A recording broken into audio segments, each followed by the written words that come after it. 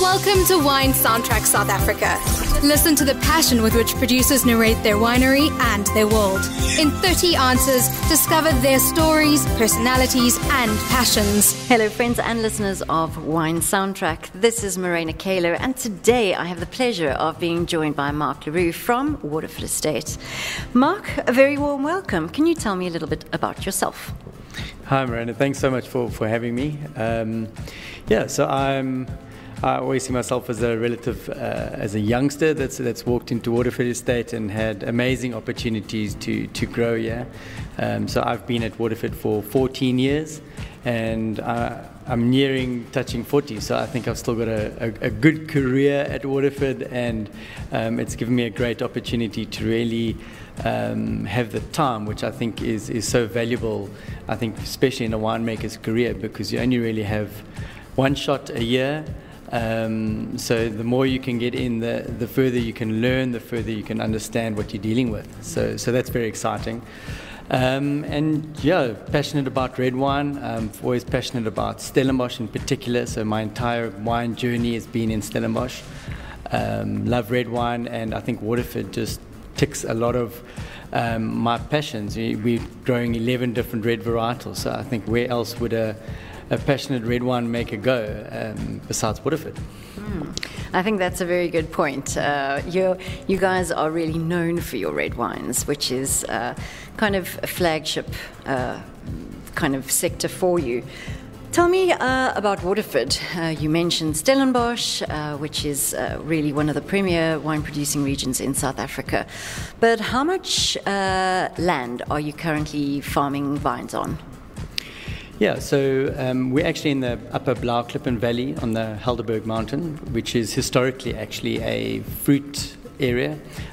So when we bought the land, or Jeremy Ord bought the property about 25 years ago, there were a lot of plums, a lot of naartjies and citrus grown on the farm, and a very small percentage of the farm was actually planted to vineyards, some old Shiraz, some old Cabernet vineyards on the Helderberg, which is, I suppose they were there because of popular demand and what the market wanted.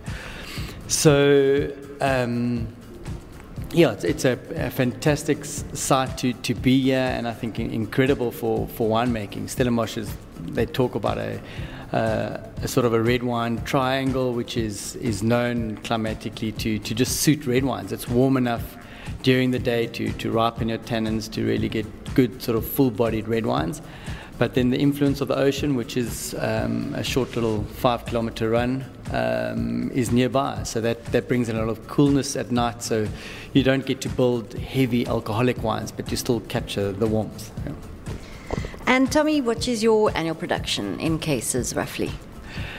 So we're looking at, it depends where you're coming from in the world, how you understand this. So we do about 450,000 bottles. So in America, you're looking at cases of 12. So that's about 40,000 cases of 12 a year. So a fair amount. Mostly red wine. We do a little bit of whites. Very fortunate in South Africa that we can sort of cross winemaking boundaries. So we do source quite a bit of Sauvignon Blanc from Elgin region, which is a little bit cooler.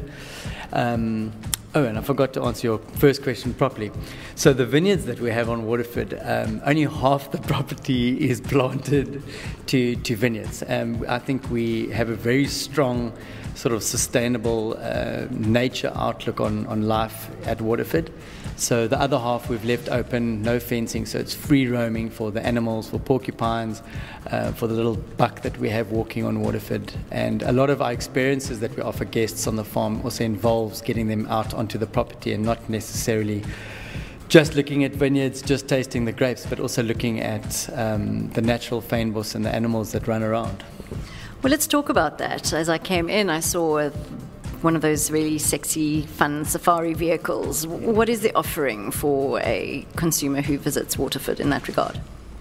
Yeah, so for us, winemaking, our philosophy is really to try and reflect the property on where we're growing our vineyards. And I think that's signified or basically showcased in our gem blend, which is the flagship. It's a blend of 8 different varietals, and the idea is really to capture every corner of the property.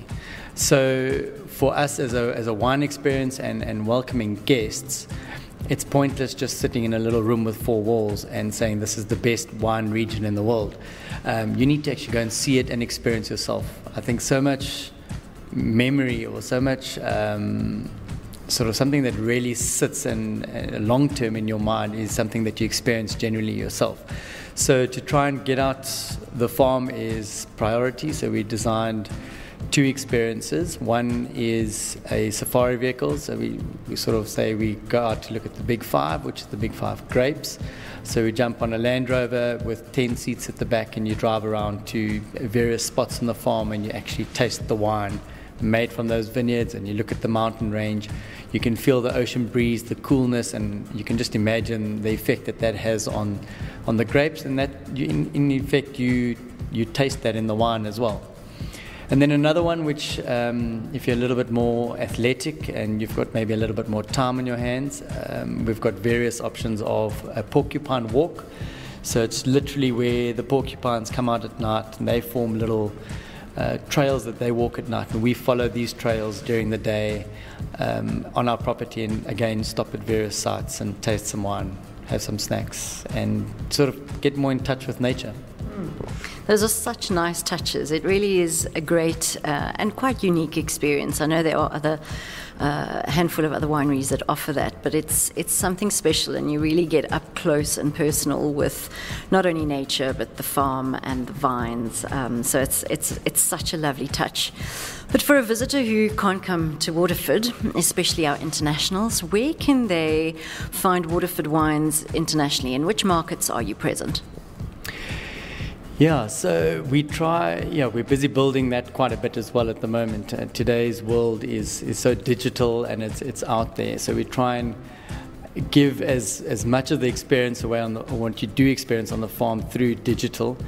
But there's some sort of key aspects that we like to keep for ourselves, that you need to physically come and visit the farm. But I mean, we are pretty widely spread in the world. I think Europe is probably still one of the strongest. Being in South Africa, it's the easiest market to go to in a sense of the long haul, and you can conquer a couple of countries at once and visit them. We've got a strong connection with Ireland. We've also had quite a strong connection with Sweden as well, and then obviously the UK being sort of the center of the world in a way. USA is a market that we see a lot of visitors visiting us on the farm, so we have been looking at distribution options in USA. So we do directly from the farm. It's available to go into the US. But I mean, to try and get onto the retail shelves with the size that we are, it's very difficult to compete. We just cannot keep enough volume on the shelf in the US. So it's a much more smaller offering that goes to the US, unfortunately. Well, you never know what the future holds. So tell me about yourself. How did you get into wine? Is there a specific moment in time that you had like this is special, or how did it happen? Sure. Yeah, so I didn't really decide studying winemaking because my parents put a bottle of wine on the table, and I thought this is what I need to make in my life. I think it was more following my passion for what I enjoyed, in a sense of, let's say, going back to school.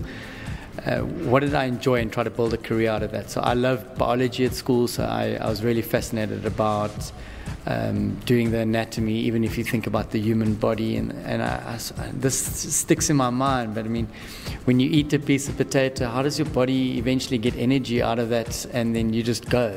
So I find that fascinating. Even today, we're still trying to understand how nature really works. So I think there's a bit of that nature fascination, and even with wine and grapes, you know, whether I plant the same Shiraz as my neighbor, the wine tastes different. So why? Because we are different human beings, we are different areas, different grapes. So I think that for me is fascinating, that things are so unique and relatively simple, yet we're still trying to understand the functionality of them. And then I think chemistry I also enjoyed, playing a little bit of lab, I suppose, just understanding that, which is a large deal of winemaking. And then just nature. My father's a forester, and one of my options were actually looking at becoming a vet. So, but I think I'm a little squirmish to become a vet. As much as what I love animals, I don't know if I can help them, unfortunately, if there's a problem. So just putting those together, I started studying wine, and I think today I really love making wine, not because actually of the tasting part of it or the social part of it. It's actually the physical making and the understanding of the vineyards and how we've sort of tried to nurture, I don't want to say manipulate, but I mean really nurture vineyards to try and reflect where they're growing. Yeah, I think it's definitely one of those careers that is a calling. It's not for everyone. I certainly know it's not for me because I'm scared of snakes. So that won't work so well in this country in particular. But moving on to, obviously, a big part of what you do is travel to promote your wine. And needless to say, on your travels, you would be tasting lots of different wines from different countries. Has there ever been a standout wine that you've tasted either locally or on your travels that really left this indelible mark and kind of made you sit down, have those goosebumps and just go, holy smoke, what's just happened to me?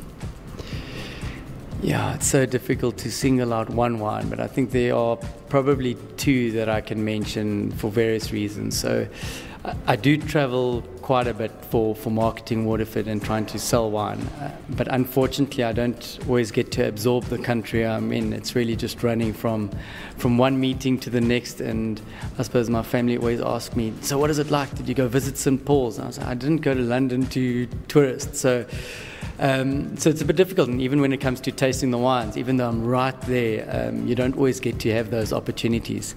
But I mean, I know once, quite a long ago, I suppose that's also part of my Stellenbosch fascination and Cabernet, travelling through Bordeaux, which I think, if you love red wine and love Cabernet, it's an area you have to go to more than once probably, even though everyone thinks they understand what's going on there. There's so much to learn. And I think the one wine that stood out on that trip was probably Chateau Palmer, in the fact, incredible wine, but was more mind-blowing to me that one property only made 2 wines. And that's all they focused on, and they were superb. Even they had the main sort of super tier wine, and then they sort of had the entry level, but their entry level doesn't stand back to anything, and that's all they focused on. They didn't look at making a white, they didn't look at making anything else. So that was one wine that I suppose early on in my career said something. And then on a, I suppose, more recent trip, again to France, it sounds like I only traveled to France, but I was in France more on a barrel trip, sort of learning more about barrels. And fortunately, the French are great hosts, and they really took us around to many restaurants, tasted many wines. And one of the wines we tasted was Chateau Roux, which is a sort of a Grenache wine, which completely blew my mind, because that is something in South Africa that I think is becoming extremely popular. It's a varietal that I think is pretty well suited to what we should be doing. It's making a mark at Waterford as well. We planted our first vineyards in 2005. So that was another wine I knew I'd probably never taste it again in my life, but it was incredible. Yes, I think Grenache is, you're absolutely right, certainly growing in popularity here in South Africa, and that dry Mediterranean style climate, it's the way that climate change is taking us. I think we're going to see a lot more Grenache, certainly in South Africa in the very near future. You alluded to the Gem earlier. That is your flagship wine, correct? What makes the wine, and roughly how much does it cost? Yeah, the Gem, I think, is really something special for, I suppose, many reasons. And I think for one, the strongest reason I feel it's probably the best reflection of a South African red wine, in my opinion, coming out of Stellenbosch. The fact that it's a wine, and I think one of very few wines that can actually showcase without having anyone add a story to it, that showcases the diversity that we have in South Africa. The fact that more than one varietal is possible in one area. Because when you travel the world, and you go to these famous wine regions, the soils stretch for miles and they look the same, and the gradients change very slowly. Whereas in South Africa, and even on our farm, we've probably got about 4 very distinctive swirl types. So as you're even walking, not even driving in a vehicle, the swirls change. You're walking over rocks, and the next moment you're walking over red clay, and then you walk a little further and you're on like this grey gravel loam soil. And I think for the gem, what's really special is that we can try and plant varietals that are very well suited to the specific soils, and we've also made them work in a single blend. And I think the blend comes across as an extremely fine wine as well. It can compete with the top tier in the world. We can compete with the best out of America, the best out of France and Italy and Spain, and actually we don't have to stand back in a sense of quality. Yes, it's a completely different wine, it's completely unique, but I mean, is the South African wine industry not unique? Don't we make just special wines that are so different? Even if you look at a simple varietal like Chenin Blanc, it is South African Chenin, it's just so different to French Chenin. It almost tastes like a different varietal. So I think the gem is extremely exciting. It's very passionate. We do everything we can to make the best gem. It does retail at a good price. It's about 2,000 Rand a bottle. But I mean, if you really look at what goes into this wine, the experience, the amount of research that we do, the learning curves that we take to create the wine of such caliber, I don't think it's that expensive. Even if I'm looking at a barrel right now, I tell people a 300-litre barrel costs me 20,000 Rand, and their eyes open that it's so expensive. But when you start explaining the story of how they make it, how they craft it, the trees 280 years old, when they harvest it, it's an art piece. And then at the end, when you walk out the end and you see this complete barrel, you think, well, 20,000 Rand actually isn't so much for this, because you know what it's taken to build it. So I look at the gem in the same way. So. And what makes up the blend? So it's dominated by Cabernet, has to be, because most of our vineyards are sort of sitting on this grey loam pebble-like soil, which is Cabernet soil. So we're looking at about 40%. It does form the structure, the base of what the gem is. So I don't always look at it as a gem as well, as a blend. We normally look at it as Cabernet, and then we sort of layer the surrounding influences in that with the other varietals. So Shiraz is the second varietal, roughly around 20%, and the rest are under 15%. Bits and pieces, some are 2%. So you're looking at Barbera, Sangiovese, Cabernet Franc, Mourvedre, Petit Verdot.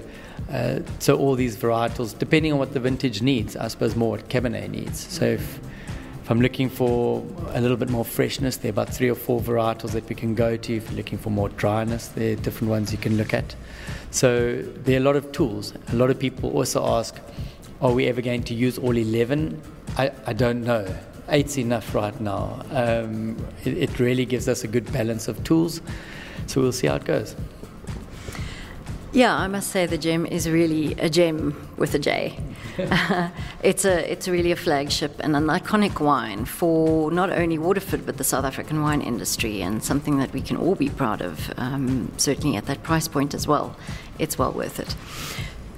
Moving on to food and wine. So food, obviously we all know they complement each other.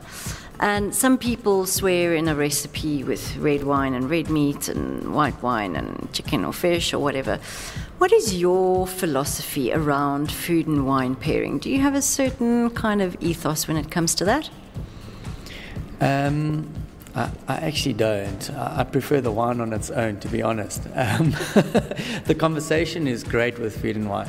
No, I think for me, really, I think a lot of Waterford makes wine, and it's really about an experience. It's about getting people together. It's about having sort of that true relationship with people, and I think wine is one of those bonding factors on the table like the food is. So I don't think so directly food and wine strictly, but I think just the combination of having great food, great wine and great company creates just such a memorable occasion and something to celebrate. There are fantastic pairings that I've had. I do find it extremely difficult sometimes because we quite often do food and wine pairings, and then you need to sit down, and I often feel we overthink it. For what I just said, people really just want to have a good time, and it must be memorable. And sometimes something different is exciting. So sometimes you pair white wine with a red meat or a red wine with a fish. But I think it's got to do with the entire room and how that's feeling of how the food and wine pairing is really going to go down in a way. Yeah, you're right. It should be fun and not overthought, and I think that's what it comes down to ultimately. But you've had an evening of food and lots of good wine. What is your hangover cure? Cheapers. Probably another bottle of wine. No, it's all in moderation, I suppose. And okay, moderation was not at the order of the day, and it's the next morning, and you wake up and there are men hammering in your head. What are you going to do about it? Cheapers. I think if I really have to, I'm probably going to go for an ice cream. That's going to help me a lot. That's the first time I've heard that one. Ice cream. Okay. Okay, so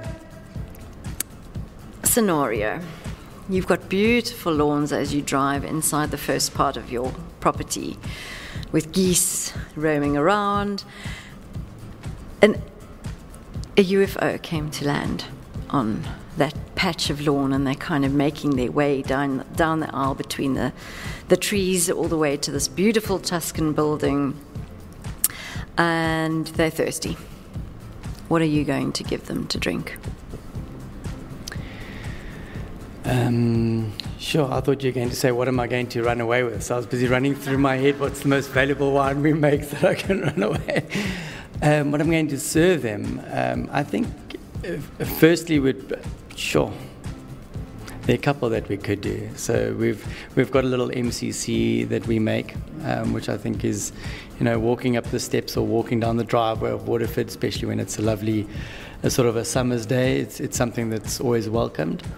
It's a very small block of vineyards on the farm, and always tongue-in-cheek, we say we make it to celebrate our own successes, and what better way to celebrate than with a bottle of champagne or MCC. Mm-hmm. So probably start with that, and I think, following tradition, I think our Chardonnay is always something really special to show them. I'm trying to think what else they would need. We didn't ask where this UFO is coming from. And when they're leaving, yeah, we'd probably dive through a couple. So Chenin would be another one. I think it's an amazing sort of landmark in South Africa, is creating Chenin from this country. We've got a vineyard from 1966. And then trickle through, you have to start hitting reds. So Grenache is something a little bit lighter and interesting to start off with. And then we've got the Shiraz and the Cabernet, and then probably end off with Gem, so as a tasting. Very nice. Can I join them? Okay, when you were little, what did you want to be? This little Mark. Little me. Well, one of my eldest child told me today he wants to become an engineer, and when I think about that, I think I could have become an engineer. I quite enjoy figuring things out and building things and making them work, I suppose. Little Mark, I think I can't really fix on anything, but I think I did want to become almost a forester and follow my father in a way. But I think that was more because I just saw him driving around in the forests, and it was like camping and weekends and going to the dam and swimming. So I suppose I was a little bit pulled aside of what a forester really does. But I mean, at that point, that was appealing. I remember being at school and you had to dress of the person you wanted to become one day, and I sort of dressed as my father. And I don't know if that was just the easiest way to dress as well, because a doctor was a little bit difficult. The vet thing only came on later in life, but I think really little Mark was probably just wanting to become like his dad. So. Oh, that's so cute. I've got this picture of little Mark in his little forestry outfit. What do you do in your free time when you're not in the cellar? Probably walking in the vineyards. No joking. I'm here most days. I pile up quite a bit of leaf. No, I enjoy getting out. I hate being stuck indoors. I'm not extremely fixed on any one particular discipline. So I enjoy cycling in the mountains. We've got so many beautiful cycling routes and mountain biking. I enjoy going to the beach. I sail quite a bit. That's a new thing that I sort of started doing more in my free time, just to get out. I think there's a trend, a lot of solo activities. I can just get out and clear my mind. Just getting out, getting active, walking in the mountains, walking on the farm, taking the dog for a walk, sailing, mountain biking, playing a bit of tennis, squash, yeah.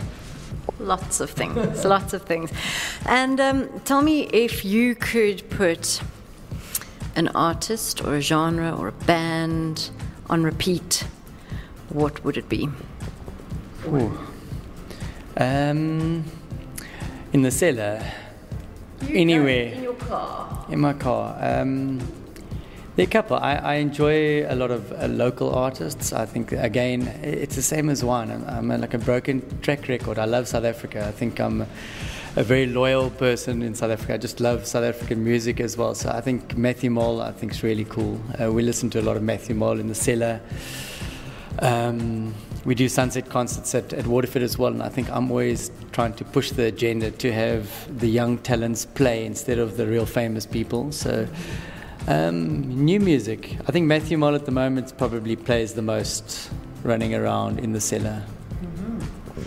And movies. Are you into movies? Are there any favorites that's just like stand out for you? I don't think I always have enough time. I think the most recent one is probably Top Gun. I think that's always one that stands out. A real boys movie. Sort of gets your energy going, and like you can conquer the world. So Top Gun's always a great one. I'm trying to think of a few others.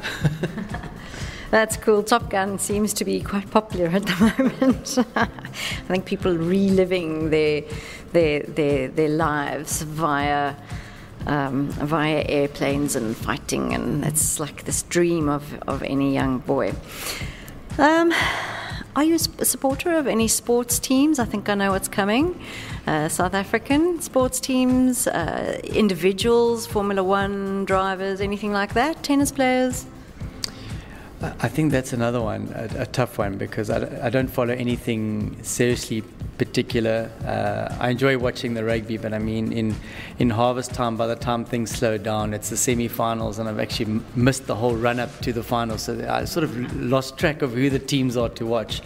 And I think at this point, also the guys that are playing are so much younger than what I am. I've missed track of who's still playing. So I enjoy watching, the odd rugby game, cricket game, Formula One when it's on, and I haven't missed it. I love watching sport. It's just these days, it's on all the time, and it's so busy. And I suppose myself in the winery, we're also just so busy doing things. I can't always keep up, and it's difficult to really follow it when you're not keeping up. Mm-hmm. So if you could be torn away from the winery and the vineyards and your solo expeditions to take Mrs. Roux out for a special romantic meal, what would you order for her that she'd enjoy to drink? Yeah, I think a lot of people say my wife doesn't actually drink enough wine to appreciate having a husband as a winemaker.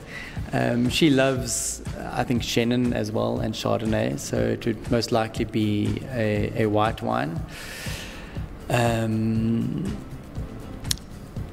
So I think, if you're looking at white wines and Chardonnay, I think there's only one country you're really going to go to, and that's probably Burgundy. So it depends how special we're talking. But I think I wouldn't mind taking out the bottle myself. So it would be spoiling myself as well. So I'd probably, if it depends on the level of occasion, I'd pull out the most expensive Chardonnay I have or Burgundy in my cellar. So. Fantastic. You might as well make it count, right? It makes sense if you're going to open something. Make it count for both of you. What would you say is the best piece of advice you've ever received? Sure. I don't know if it's a particular sentence or a particular time, but I think it's just probably spending a little bit of time with someone and sort of getting to chat with them, and eventually the advice comes out. And I think and in winemaking, I think there's so much is done on paper. It's so done in analysis, and people really try and understand how great wine is made, and then they're trying to copy it the next year. And I think the one piece of advice I got sort of from a mentor of mine is, as much as what you might think you don't understand what you're doing, you do need to trust yourself to a certain degree and go with it. Make the decision and move on. Don't think about what you've decided. Just make the best decision, what you feel, and move on and trust it, that it was the best decision, and just make the next one. Because I think otherwise you sit with a lot of gremlins in your mind if you keep rethinking it. I think that's a really great piece of advice, because ultimately, if it might not have been the right decision, you're going to learn from the mistake. But you have to trust yourself initially in order to take that step forward and do what it is that needed to be done in the first place. Great piece of advice, whoever gave that to you. Do you think we'll still be drinking your wine in 2,000 years' time? 2,000 years' time? I'd love to say the gem is going to last 2,000 years. I do believe that.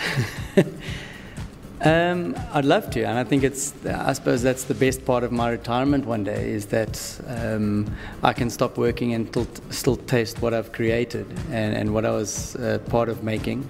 So I'm quite looking forward to that part as well. So I suppose today I'm just trying to make every moment count so that I don't sit in disappointment in many years to come. Mm-hmm. Fair enough. So you've had a total ball with your aliens who've come to visit you, and they've had the best time. They're loving on wine right now. It's the nectar from the heavens, nectar from outer space, the next universe. And they've invited you to join them. They need to go back to their planet Zog, or wherever it is. And they've asked you that you need to bring 3 bottles of wine, any wine from anywhere in the world, to show to their king. What are you going to take? So you're going to a different planet. Okay. Yeah.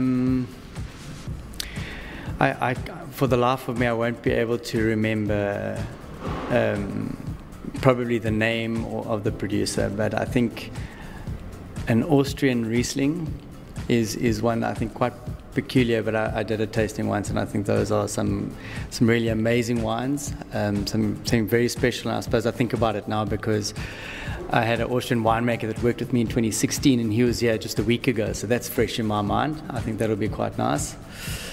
And then I'm trying to think another one. I'll have to pick a South African wine, I think, and I won't pick my own. Is that fair? Whatever you want. You're welcome to take your own. Am I allowed to take my own? Oh, okay. Well, gem will be in my back pocket as the 4th wine. So we'll find what else is there. I think Klein Constantia's Vinde Constance, I think, is extremely historic, being some of the first vineyards in our country and making some of the most iconic wine, I think, in the world that's actually renowned. So I think that'll be another wine on the table. Trying to think what else should go up. Sure, I'm out. Maybe the gem's still in your back pocket. It is still there. Should that be there? We can take the gem then along. Yeah, I'll keep that in. I think that's a very good call for sure. Is there a winemaking area in the world that you'd still really like to explore? I think currently I would like to go to Argentina. I think they're similar to what's happening in South Africa. There are a lot of youngsters that are also sort of making some noise, kicking up some dust, making some really amazing wines. So I just think there's so much good energy there. It's an area that's got high altitude, amazing soils, incredible vineyards. And I think they're also in a learning curve like we are. So I think that'll be an experience to live. And it would be tough because it's the same time as we're doing harvest, but it would be still great to go. Yeah.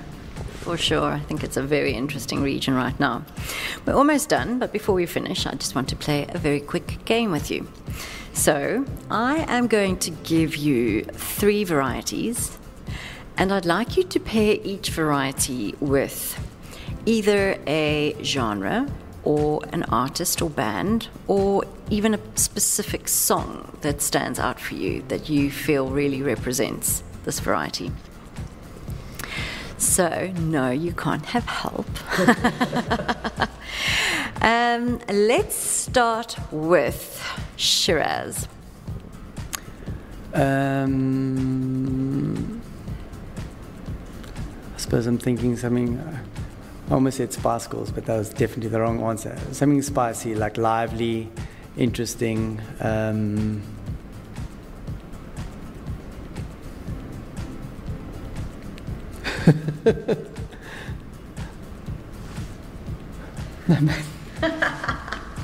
He's just been shown Spice Girls by a colleague. I love that. Geez, who would be interesting and lively and maybe like a Spanish guitar-y kind of thing that's sexy and warm. What's his name? Santorini or what's Santana. Santana, yeah, probably. A little bit of guitar playing. Yeah, because I find it's always unexpected. It's not always rhythmical. You never know what you're getting. Okay, let's go with Grenache. Jeez, also equally foreign. This is tough. It's not classical music. It can be. You think so? Mm-hmm. I wouldn't have said so. Yes, you're catching me. I'm so used to just putting my music on random play and mixes these days.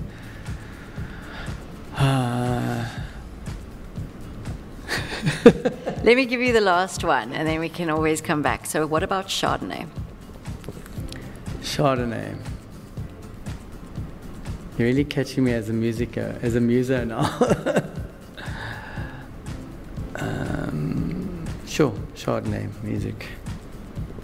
So think of zestiness, liveliness, a freshness, acidity, the characteristics of a good Chardonnay.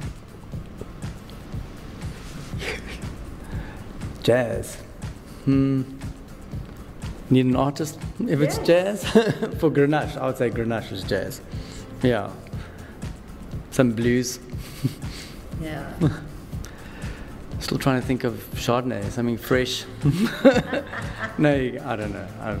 I'm out. You're out. It doesn't matter. Not a problem at all. Mark, thank you so much for joining me today. Would you like to just remind our listeners where they can find Waterford, your website, social media, and where they can come and visit you, and what they can expect if they come to the farm? Yeah, I think the easiest go-to is really on our website. We've newly redone our website, so all the information is there. Whether it's international, a lot of our international information is there, importers, so that should give you a direction of where our wines could be found.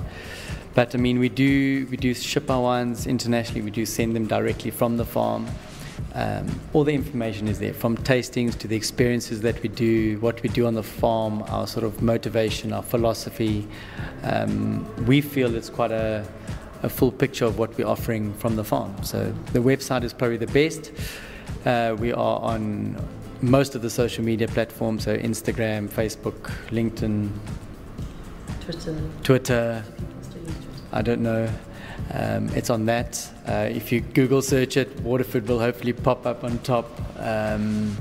So yeah, I think you should be able to find the information quite easily. If you don't, phone me. If you don't, phone Mark. Mark, thank you so much for your time, and thank you for hosting me at Waterford. Thanks for listening to a new episode of Wine Soundtrack South Africa. For details and updates, visit our website winesoundtrack.com.